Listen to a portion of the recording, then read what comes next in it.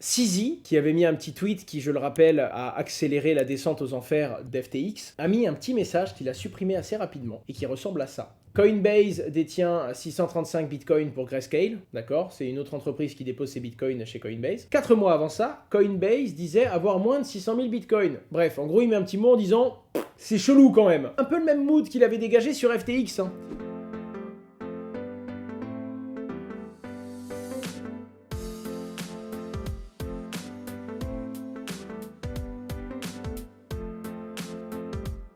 Bon, très rapidement, il y a Brian Armstrong, le CEO de Coinbase, qui répond et qui lui dit en gros, calme-toi. En effet, aujourd'hui, on a bien plus de 600 000 bitcoins, on a les 635 000 bitcoins de Grayscale, et surtout, au total, Coinbase détient plus de 2 millions de bitcoins, c'est-à-dire 10% des bitcoins qui existent. Très peu de temps après, CZ a delete son tweet et a dit d'ailleurs que ça a permis d'augmenter la transparence qu'il y avait dans l'écosystème, donc tant mieux. En attendant, Coinbase a mis tout le monde d'accord, et là, il y a eu des bonnes et des mauvaises réactions. La bonne, c'est que Coinbase est solide et détient bien tous les bitcoins que l'on pense qu'ils détiennent. La deuxième chose, c'est qu'ils sont en bourse, audités très régulièrement et que tous les investisseurs ont un accès à ces chiffres. La troisième chose, c'est qu'on est dans un monde où les crypto-monnaies permettent à chacun de détenir sa propre crypto dans son propre portefeuille et on se rend compte que plus de 10% des bitcoins sont déposés par des gens comme vous et moi sur un seul site internet. Est-ce que c'est un peu dommage ou non? J'en sais rien. En tout cas, s'il y a bien un seul et unique effet positif du crash d'FTX, c'est qu'il y a beaucoup de gens qui ont retenu la leçon et qui ne déposeront plus jamais de très grosses quantités de crypto-monnaie sur des plateformes. On doit déposer de la crypto-monnaie sur une plateforme quand elle est utile, quand on peut l'utiliser régulièrement et que ça nous sert. Si c'est de la crypto-monnaie dormante, mettez-la dans votre portefeuille. Donc voilà, ça c'était la leçon de fond. Et puis après, t'as les gens qui disaient, mais en fait, c'est quoi le but de CZ? Est-ce que c'est vraiment de faire un croche-patte à toutes les sociétés dans la crypto? Ça, c'est encore autre chose. Les crypto-monnaies, on a un Ether qui a repris un petit peu plus de valeur que le Bitcoin, puisqu'il a repris 3,5% et qu'il a repassé les 1200 $. Pour moi, il sera toujours un peu plus résilient que Bitcoin, surtout en ce moment, parce que son inflation a diminué et qu'il y a trop de gens qui attendent pour acheter de l'Ether et pour rentrer. Pour moi, en dessous des 1100 $, ça commence à acheter très fort. Bitcoin a récupéré une partie de sa valeur, il est descendu à 15 700 $.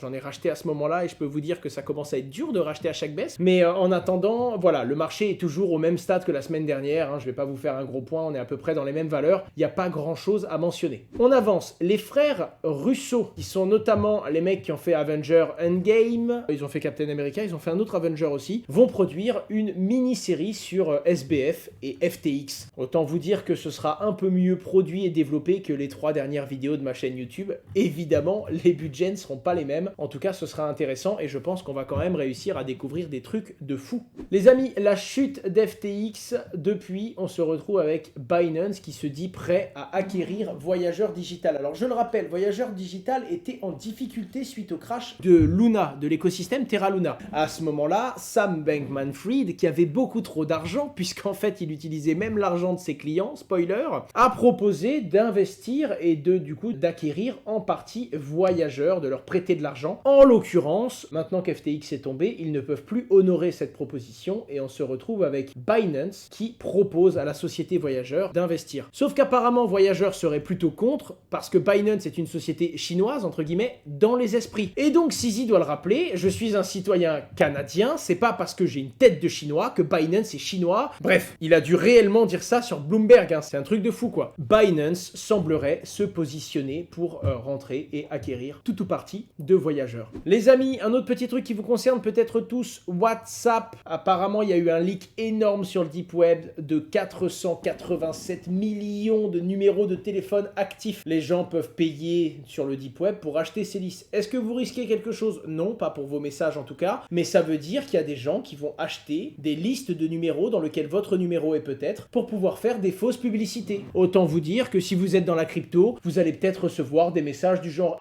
bonjour, j'ai eu ton message récemment, si tu m'envoies un bitcoin, tu peux le multiplier par 2 sans risque. Bref, faites très attention parce que il y a eu un gros leak, ça semble être très sérieux. 11 millions rien qu'en Angleterre pour vous dire. Donc voilà, faites très gaffe, surtout si vous recevez des messages un petit peu chelous dans les mois qui viennent. On va un petit peu plus loin, Binance annonce 1 milliard de dollars pour ses fonds de relance crypto, donc pour aider certains projets crypto en difficulté. Alors pour l'instant, on sait pas trop d'où viennent ces 1 milliard de dollars. Pour l'instant, on a vu que ça venait d'un cold wallet où il y avait d'autres réserves d'assurance pour Binance. Et ensuite, on sait qu'il y a une grosse partie de la réserve en BNB. Est-ce que ça suffit? Est-ce que ça ne suffit pas? Bref, ça pose beaucoup de questions. En attendant, il y a quand même Binance qui met 1 milliard pour ce genre de choses. Les amis, on termine l'actualité sur MetaMask, et là, ça concerne beaucoup de monde. Qu'est-ce qui se passe? Vous le savez bien, quand vous utilisez MetaMask, c'est un portefeuille décentralisé. Personne ne garde votre argent. Votre clé privée vous appartient à vous.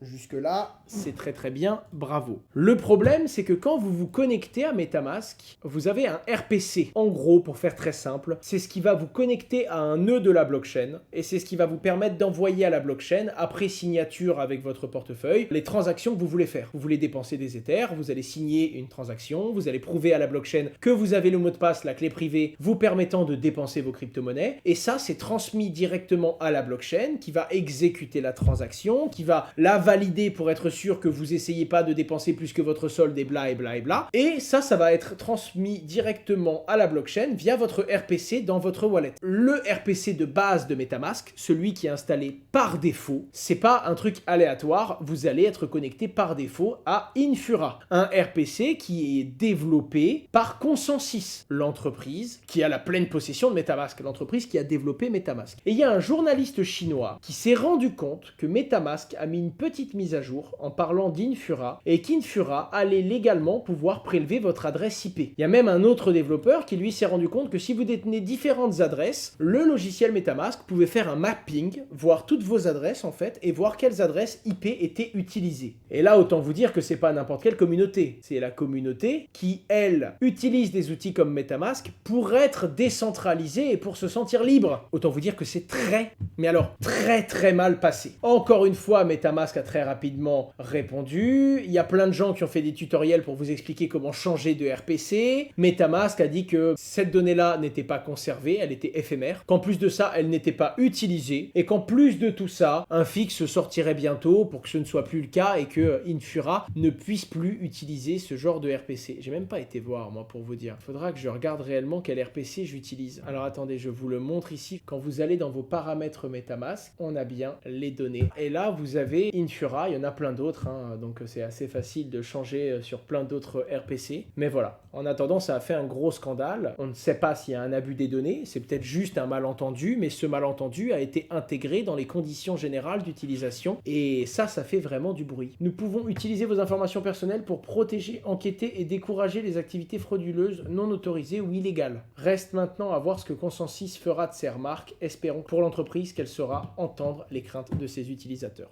Enfin bref, voilà pourquoi ça a fait beaucoup de bruit, et vous comprenez, je pense, pourquoi il y en a qui ont grincé des dents assez violemment pendant un petit moment.